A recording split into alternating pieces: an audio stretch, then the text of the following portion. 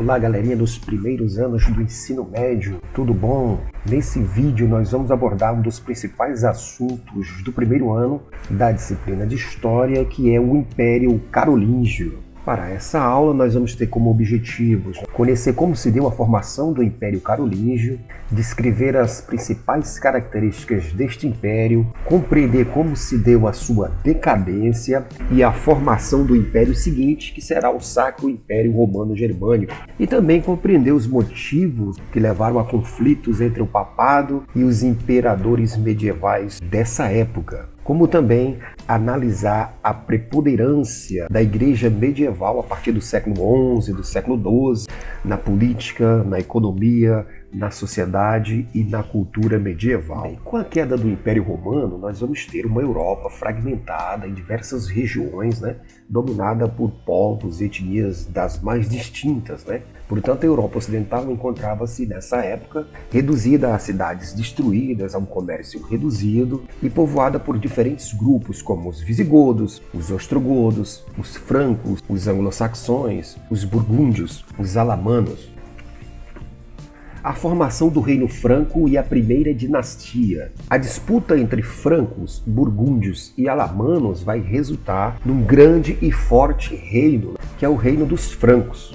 E a primeira dinastia franca a se estabelecer no poder vai ser a dinastia merovingia, em homenagem a Meroveu, o primeiro rei dos francos. Clovis, o unificador carolíngio. Clovis vai ser o primeiro rei que vai fundar uma monarquia cristã, onde o poder político será legitimado a partir de então pela Igreja de Roma.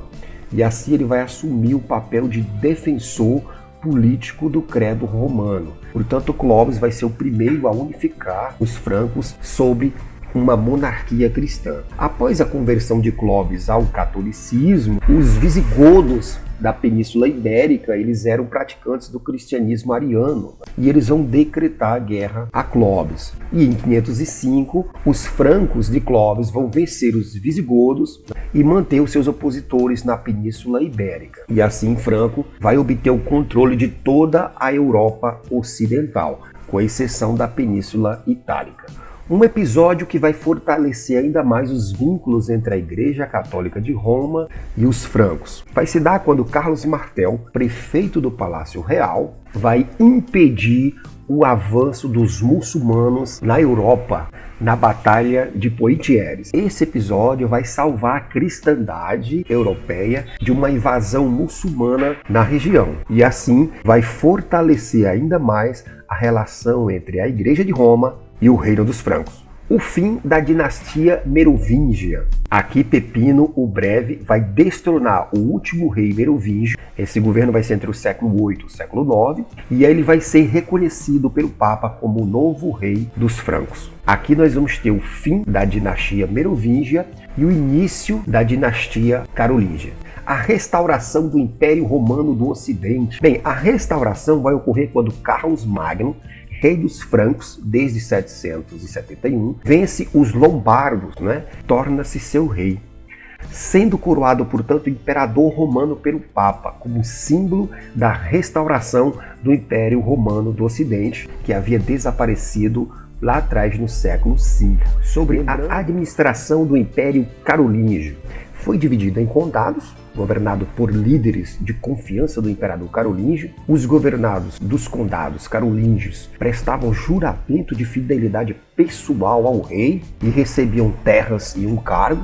O conde arrecadava impostos e exercia a justiça, e tinham os seus auxiliares, que eram os viscondes. Os ducados, eles estavam livres da administração do conde, mas permaneciam subordinados diretamente ao imperador. As marcas, que eram as terras de fronteira, eram administradas pelos marqueses, que consequentemente possuíam poder militar para defender a fronteira. Tanto duques, viscondes e marqueses recebiam terras pelos cargos que exerciam dentro da administração do Império Carolíngio. Características do Império Carolíngio. Em virtude das características da época, nós estamos fazendo uma transição do Império Romano para a Idade Média, o Império Carolíngio vai apresentar características bem curiosas. Por exemplo, o imperador cobrava impostos em gêneros alimentícios e serviços. de todos os seus súditos, né? Pois não havia o pagamento de impostos na forma de moeda, já que esta não circulava pelo império. Os carolíngios não possuíam também um exército permanente, como geralmente os impérios têm.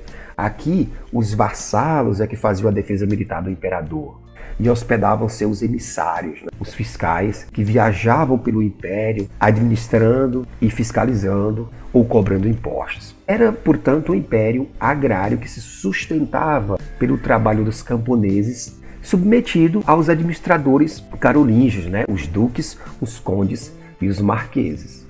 O Tratado de Verdun. Bem, com a morte de Carlos Magno em 814, seu filho Luís o Piedoso vai dar continuidade ao reino dos francos. Porém, com a morte de Luís, os seus 3 filhos vão dividir o império entre si. No Tratado de Verdun, assinado em 843, que vai consolidar a divisão do Império Carolíngio, entre os 3 filhos de Luís. E aí nós vamos poder ver aqui no mapa como vai ficar a divisão do Império Carolíngio. A Lotaríngia vai ser herdada por Lotário I, a França Ocidental vai ficar com Carlos o Calvo e a França Oriental vai ficar com Luís o Germânico.